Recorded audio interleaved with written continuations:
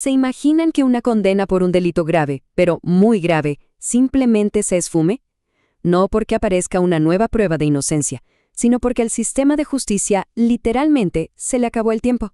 Bueno, hoy vamos a meternos de lleno en un caso real de la Corte Suprema donde un error de procedimiento borró por completo una sentencia y de paso nos mostró unas grietas bastante sorprendentes en el sistema. Ok, esta va a ser nuestra hoja de ruta. Vamos a seguirle la pista a este caso paso a paso. Empezaremos con el choque de leyes que lo originó, veremos el error clave que lo cambió todo y terminaremos con las lecciones que nos deja. Todo arranca con algo que parecía bastante definitivo, una condena por concierto para delinquir agravado. Una persona, a la que llamaremos LDPO para proteger su identidad, estaba enfrentando años de cárcel. La sentencia parecía un hecho. ¿Hasta qué? Bueno, dejó de serlo. Y aquí es donde nos topamos con una pregunta que parece sacada de una película. ¿De verdad es posible que un veredicto de culpabilidad, que ya fue confirmado por un tribunal, desaparezca así nomás como por arte de magia? Pues por más increíble que parezca, la respuesta es sí. La Corte Suprema tiró todo el proceso para atrás. Y ojo, no porque encontrara inocente al acusado. La razón fue puramente técnica, casi burocrática. El tiempo legal para juzgarlo se había terminado. Para entender cómo es que se acabó el tiempo, tenemos que navegar por un verdadero laberinto legal. El problema de fondo nació del choque entre dos leyes que, al parecer, no se llevaban muy bien. A ver, aquí está la raíz de todo el lío. Por un lado, tenemos la Ley 600, que son las reglas del juego del viejo sistema penal, el que se usó en este caso. Y por otro, aparece la Ley 890, que llegó después para poner las penas mucho más duras. Entonces, por años, la pregunta del millón en los tribunales fue, ¿se puede aplicar esta ley nueva, la más estricta, a los casos que se están juzgando con las reglas viejas?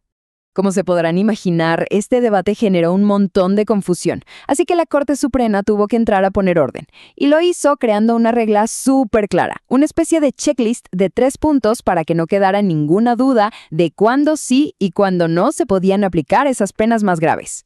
Y la solución de la Corte fue esta, una prueba simple de 3 pasos para garantizar que todo fuera justo y claro.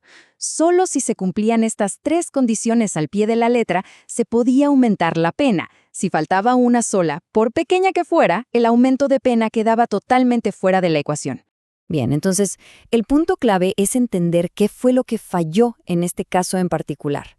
O sea, ¿cómo es que esta regla tan clara de 3 pasos se convirtió en el talón de Aquiles de toda una condena? Miren qué curioso. El caso cumplía los 2 primeros requisitos sin problema. El delito fue después de 2005 y la sentencia era reciente. Pero la Fiscalía se tropezó justo en el tercer paso, el más crucial. Se les olvidó, así de simple, incluir el aumento de pena de la Ley 890 en el papelito oficial de la acusación. Un descuido que lo cambió absolutamente todo. Esa omisión, que a primera vista parece un detalle técnico sin importancia, tuvo una consecuencia brutal. Significó que el reloj legal, el que cuenta el tiempo para la prescripción, estaba corriendo mucho, pero mucho más rápido de lo que todos en los tribunales creían. Y esto nos lleva directo al clímax de esta historia, un momento donde todo depende de un solo concepto legal que es fundamental, la prescripción. Pensemos en la prescripción como la fecha de vencimiento de un producto. Es el poder que tiene el Estado para perseguir y sancionar un delito, pero ese poder no es eterno. Si se pasa de la fecha límite, el caso simplemente se extingue. En esta carrera contra el tiempo hubo una fecha de partida muy clara, el 8 de abril de 2019. Ese día, la acusación quedó en firme y, sin que nadie se diera cuenta del todo, el cronómetro de la prescripción echó a andar.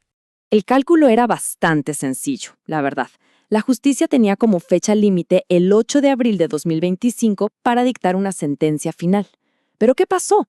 El fallo de segunda instancia llegó el 24 de junio de ese mismo año, es decir, más de 2 meses tarde. El tiempo se agotó, la carrera se perdió. Pero la Corte no solo anuló el caso y se lavó las manos. Hizo algo muy importante. Envió unas advertencias, unos jalones de orejas muy claros a todo el sistema judicial, con la esperanza de que un error de este calibre no vuelva a ocurrir. Es que esto no fue cosa de un solo error, sino de una cadena de fallas. El primer juez descartó un agravante sin explicar bien por qué. La Fiscalía no solo no apeló ese error, sino que además cometió el suyo al omitir el aumento de pena. Y para rematar, el Tribunal de Apelación se tardó más de 3 años en resolver, dándole el empujón final al caso hacia el abismo de la prescripción.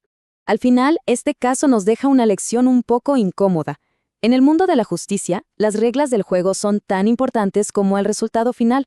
Un procedimiento mal hecho puede significar que sencillamente no haya justicia.